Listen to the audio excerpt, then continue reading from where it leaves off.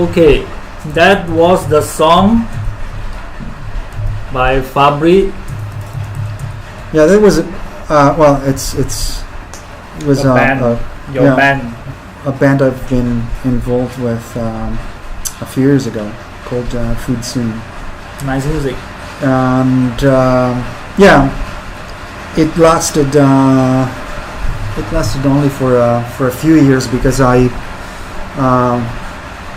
it's a project I initiated, and I wanted to play with these two musicians specifically, but unfortunately they are amongst the busiest musicians in Montreal. So Rico is also busy. So we managed to record an album and do a small European tour and play a few gigs in Montreal, and then it was impossible to manage. It was And then I see like you're having you manage your own label with your friend to. That was a project. The CD came out on a label I managed for 10 years with a friend of mine, Michel Côté, and the project was to document in a certain way what was happening in Montreal's avant-garde, whatever you want to call it. It's more music scene. Experimental stuff. Yeah, exactly. And the idea was to release 24 CDs, and we just ended the project last year in December. We published the last 3 CDs, and we organized a final event that took place in a very nice venue in Montreal, and had 6 different bands playing. And that was the idea, just to, because otherwise, when we, at the very beginning, when Michel and I talked about this idea of a record label, we decided right away that it had to be a very specific project in a certain way, and not just a label that would continue to release records indefinitely for I don't know how many years. As you do, right? Yeah, 12 years. Wow, that's a long time. Well, but still, it took us 10 years to release 24 CDs because basically we decided also not to rely on any government money, so everything was self-produced, do it yourself and stuff like that. And so I remember that in a certain year we were able to put out maybe 4 or 5 CDs, and then only one came out the year after that. It was really, we didn't have a very specific schedule. We didn't decide to publish a certain number of CDs every year, but we wanted to. It happened a little bit by chance, and I think it's a good thing that it lasted 10 years. It looks good, right? It looks like 10 years, but in a certain way, I'm kind of glad that it's done. Yeah. It's something that okay. You can move on. Yeah, then let's think about doing something else. Life can be like doing a lot of things, not just one thing, right? Yeah, exactly. Like, let me show some pictures of him. Yes. Wow. Yeah. That was on the left. Yeah. That's you, right? Yeah, that's me. That's very young, is it? Well, yeah, a little bit. But that was here's another one. Now I'm playing. The previous one was from a concert in Bologna, Italy. Yeah, with Food Soon. And the other picture is an improv session in Montreal in an art gallery that doesn't exist anymore. And actually, the funny thing is that Emilie, who you can see there, who is the wife of the drummer, Isa, was the only people in the audience. So you know that, right? Yeah. everybody who's playing or is familiar with the improv, noise, whatever experimental scene knows about these huge crowds. They are all happy to have audience. Yeah. And then moving on, like you're now doing more to curation of the well, it again, I was talking about things being connected, and even the label was in a certain way a curatorial project. It's more to run as a specific project with a beginning and an end, and now, for various reasons, I ended up since 3 years to work more as an independent curator, and specifically with within two projects. One is linked to Videograph, which is an artist-run space in Montreal. It's a cooperative that produces and promotes and distributes all sorts of independent movies, videos. There's fiction, documentaries, experimental movies, animation, video art as well, video installations and stuff like that. And one of the main thing is the idea of establishing relationships with similar artist-run centers around the world. And since I'm very fond of Southeast Asia in general, and I started to spend quite a few months every year around here, I'm taking care of that, and it all started a couple of years in Southeast Asia. Where have you been to? Well, mostly it's here in Malaysia. KL, Malaysia, and Bangkok in Thailand, Vientiane in Laos, and Phnom Penh in Cambodia. So you'll be like doing screening in all the place? Yeah. Okay. Yeah. It began in Cambodia actually at Meta House. It's a German cultural center in Phnom Penh. Maybe I've heard of it. Yeah. It's a very nice place.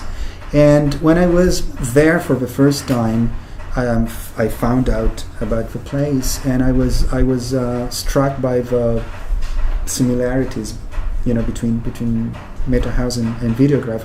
Or I pictured right away a possible collaboration.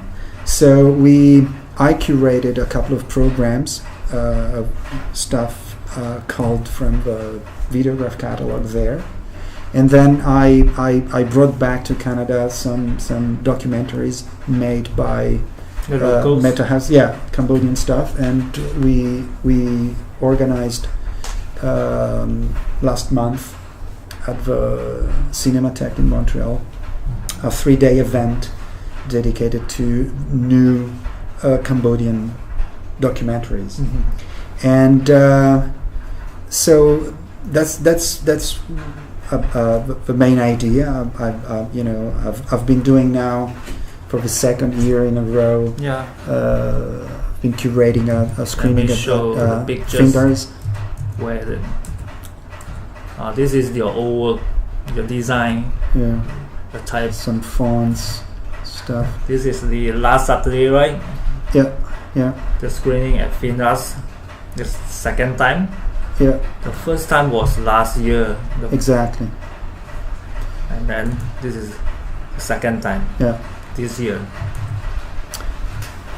So that's one of them. And the other thing is I'm working with a very good friend of mine who's living in Bologna, in Italy, and who's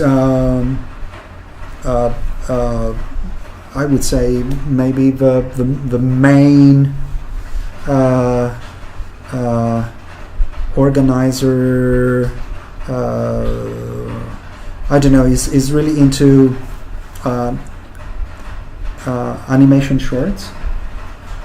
And we, again, because there are no public funds to promote this kind of movies, in a certain way we decided to do it ourselves. So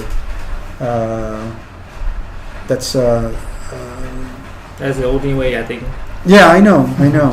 It's so I've been doing this kind of screenings. What Andrea, this friend of mine, is much more connected to the festival network, of animation festivals, and but I'm much more interested in doing screenings in informal places, not conventional space. Like art space.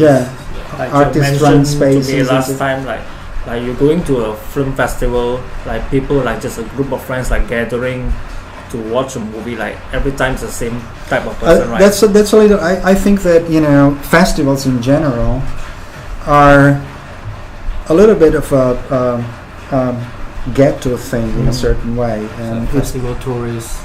Well, yeah, it's exactly in a certain way, and the audience is people who are already interested in. Yeah.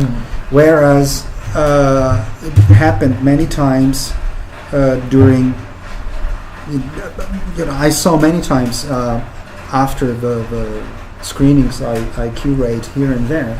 I saw many times people coming up to me and saying, I had never seen anything like this. I didn't even know it existed, and that's much more interesting, because when you do screenings in such places, you end up with people who maybe go to see everything that specific gallery organizes, but they know nothing about experimental cinema or animation, and the idea is to for them to get to know things they didn't know, or it's like that's really something that interesting. Yeah, interests me much more than doing stuff in festivals and also the festivals. It's like you, especially cinema festival, film festivals, you spend the whole day watching tens of movies, and the experience is different. And I think that it's much more rewarding to organize specific screenings, and just you don't need to otherwise it's the stuff. It's too much, it's too much. And the same goes for music festivals. When I was younger, I would go much more than I do these days, because it doesn't make any sense to me anymore to go to a festival and see 10 concerts a day. It's like at the end of the day you're just exhausted. You and yeah. Okay. Let me show some more of the pictures here. What else is here? Oh, nothing. But can you talk about, like, since you've been doing the gorilla screening within the Southeast Asia, so do you find some similarity within the audience? Or? Oh no, it's really different. It's really different from one country to another. Here in Malaysia, I think it's where local people are much more interested in. And screenings, I do in Laos, for example, in Vientiane, will usually attract much more, Western Okay. people living there than local people. Or Yeah. Cambodia, a little bit the same thing. But here, I was really surprised last year when we worked together for the first time. I was really surprised because I was the only Western guy in the audience, and I would a few days before I was in Phnom Penh, and there were no Cambodians. Oh, You know, okay. Yeah, and I was really pleased to see that. Because I thought, maybe everywhere is going to be the same. It's going to be like something that only Western people living in these different cities would be interested in. But here it's the other evening as well. It was like there were a few Western people, but I would say 95% of the audience were local people, and that's way more interesting. In a certain way, you do this kind of stuff. You never know. I mean, I don't have very precise expectations, but certainly it feels like more interesting when local people show up. That's the Otherwise, point it's like of what you are doing. Yeah, a little bit. Yeah. Otherwise, it feels like it's only white people like me, and I could have done it in in your own Canada country. or Italy. What's the point to come all this way and then you don't see any locals? Okay, maybe we have to stop right now. For the next segment, we will talking about more about Montreal. Okay. Okay. All right. See you in a bit.